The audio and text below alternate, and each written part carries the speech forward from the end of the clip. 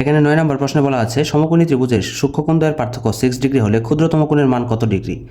তো আমরা এই ধরনের এমসিকিউ কীভাবে করবো, দেখো সূক্ষ্মকোণ দ্বয়ের পার্থক্য যদি বলে আমাদের কাজ হচ্ছে এখানে কি করতে হবে, ফার্স্টে হচ্ছে 45 ডিগ্রি বসাতে হবে। এরপর আমি এখানে দিলাম প্লাস আর মাইনাস। এরপর এখানে যে পার্থক্যটা থাকবে এই পার্থক্যটা আমরা হচ্ছে উপরে লিখবো, এখানে লিখবো হচ্ছে পার্থক্য আর নিচে হচ্ছে 2। তো দেখো এই ফরম্যাটে আমরা হচ্ছে এইগুলা সহজেই নির্ণয় করতে পারবো।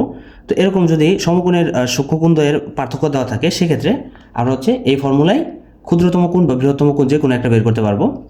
তো এখানে দেখো আমি লিখছি হচ্ছে 45 ডিগ্রি প্লাস মাইনাস পার্থক্য বাই 2। এটা মানে কি, এটা মানে হচ্ছে আমরা ফার্স্টে হচ্ছে ক্যালকুলেটরে কী করবো, ক্যালকুলেটরে লিখবো হচ্ছে 45 ডিগ্রি, লিখবো হচ্ছে 45। এরপরে যেহেতু এখানে ক্ষুদ্রতম কোণ নির্ণয় করতে বলছে, যখন আমাদের বৃহত্তম বলবে তখন এটা প্লাস হবে, আর যখন ক্ষুদ্রতম কোণ বলবে তখন এটা হচ্ছে মাইনাস হবে। তো যেহেতু ক্ষুদ্রতম কোণ বলছে সেহেতু হচ্ছে মাইনাস।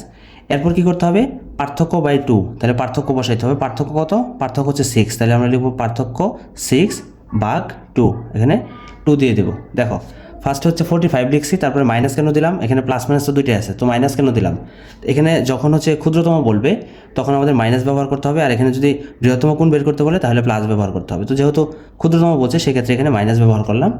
এরপর হচ্ছে পার্থক্যকে 2 দ্বারা ভাগ করলাম। এখন আমরা যদি সমানে ক্লিক করি তো দেখো কত আসছে, 42 ডিগ্রি।